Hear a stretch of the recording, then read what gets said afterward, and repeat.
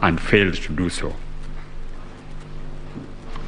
In the result, it is my humble submission that the allegation made cannot fly.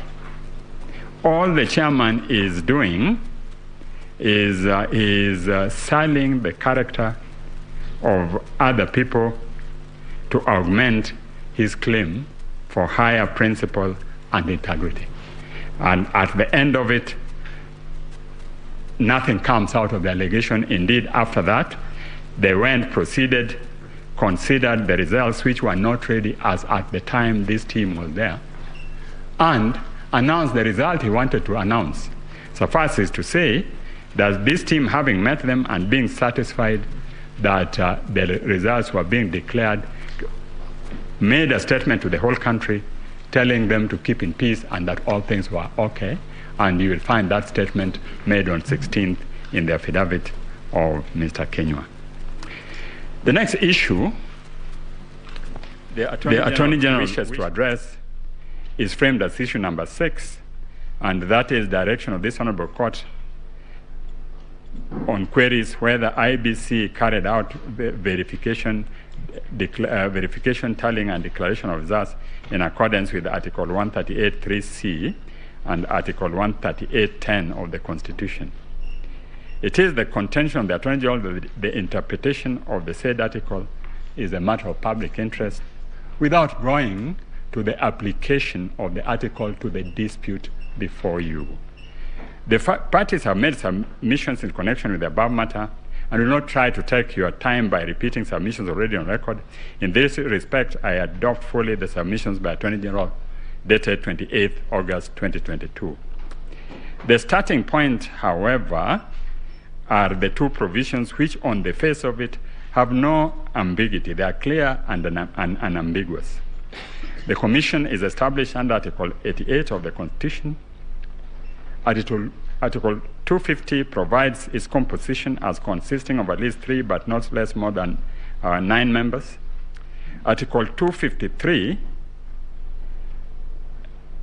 establishes the composition of each of the independent commission, and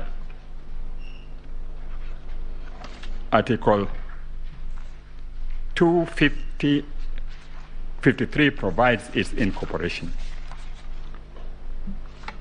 Now, there has been interpretation both by this court and by the Court of Appeal as to what Article 138 it means. And in that respect, I would like to refer you to the case of Raila versus Electoral Commission, and that is the second petition of 2007, and at page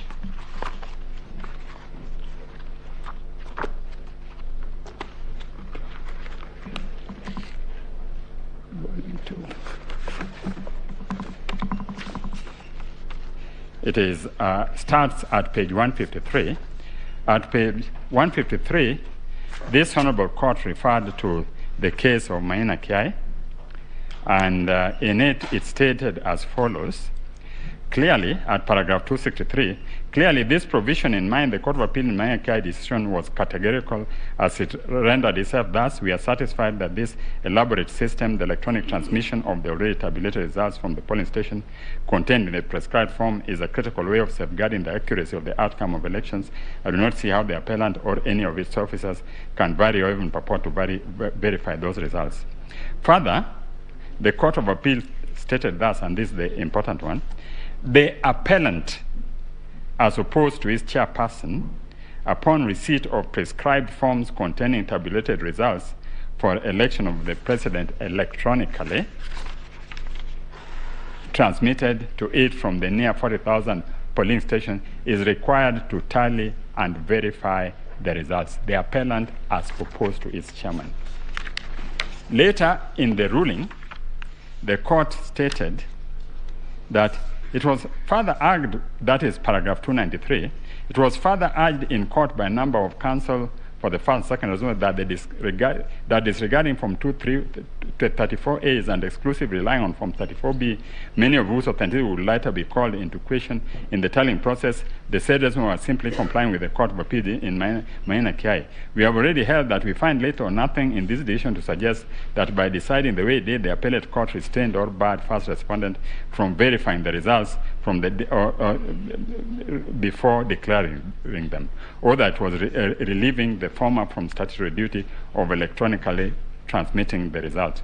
What the second respondent was barred from doing by the Court of Appeal and the High Court was to vary, alter, or change the results relayed to National Tallying Center from the polling stations and constituency tallying center under the guise of verifying. So here, when they say what the second respondent was barred from doing, they are referring to the chairman.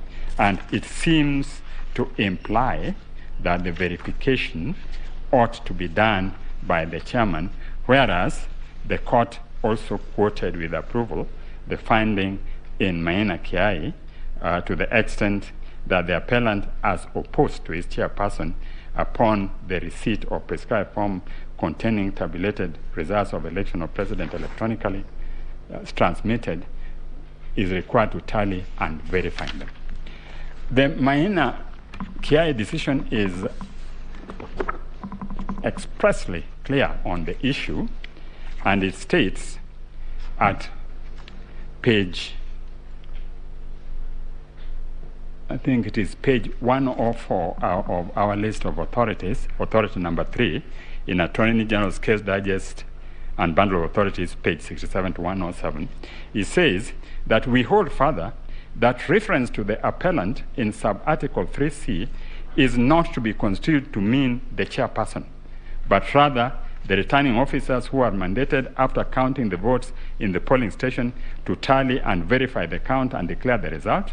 The appellant as opposed to its chairperson upon receipt. The appellant as opposed to its chairperson upon receipt of prescribed form containing tabulated results of the election of president electronically transmitted to it from the near 40,000 station is required to tally and verify the results received at the National Tallying Center without interfering with the figures and detailed process.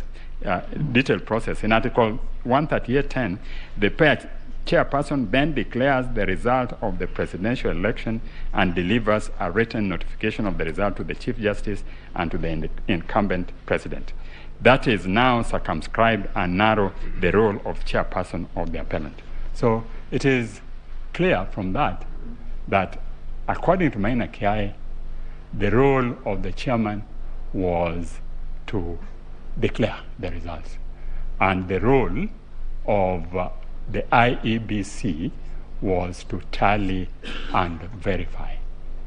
And that is indeed consistent with the expectation of Article 10, our national principles and national values. So we humbly request this court to take this opportunity to clarify the position without, I think we need to emphasize, and based on what Justice Lena Ola was raising yesterday, the issue of prospectivity and retrospectivity. We're not going to that as the Office of the Attorney General. The Office of the Attorney General want a clarification of this provision for future election and on how it impacts on other commissions. Is executive role conferred on the chairman, or the chairman is part of the commission and can only act in community with the commission? And that is consistent also with the provisions of the amendments which were done, some of the amendments which were done in 2017. You will notice that the commission has clearly delegated functions to the returning officers.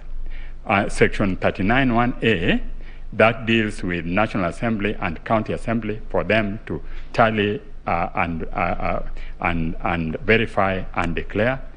And 39(1)B deals with the right of the returning officers to tally verify and declare the governor, senator, and county women assemblies, but the provision purported to confer the right on the chairman to deal with presidential elections, and that Maina Kiai was very categorical that it was contrary to the provision of the Constitution, and this is what they said. They said that the controversial regulations 83.2 and 87.2 were not affected by amendments, and the object is not difficult to see. The High Court, having found those regulations, that's at page 105, to be inconsistent with the Constitution, it was in bad faith for the appellant to reenact them while pursuing this appeal. It is our firm position that the purpose for which Section 39.2 and 3 of the Act and Regulations 83.2 and 87.2c were promulgated or made have the effect of infringing constitutional principles of transparency, impartiality, neutrality, efficiency, accuracy, and accountability. So that was the position of Maina Kiai. Maina Kiai came to this court. The appeal didn't succeed, and therefore it has impliedly been confirmed by this court. So we humbly request your lordships to take this opportunity, and my ladies, to take this opportunity to clarify that position.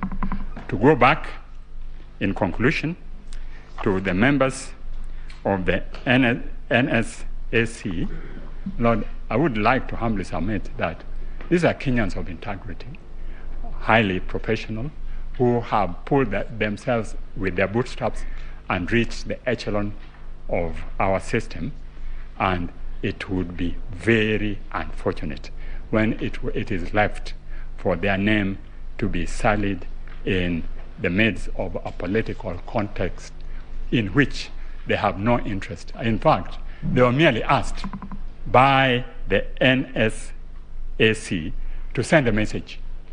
A spokesman was appointed who went and sent the message, but they are now being tarred with the brush of having been trying to unconstitutionally alter a process which is sacrosanct and which they have sworn by their oath to protect in assuming their position. That's my humble submission, and I will donate the 3 minutes to the court. Thank you. Thank you very much. The 3 minutes and 16 seconds are welcome. Thank you. Yes. Mr. Ngatia?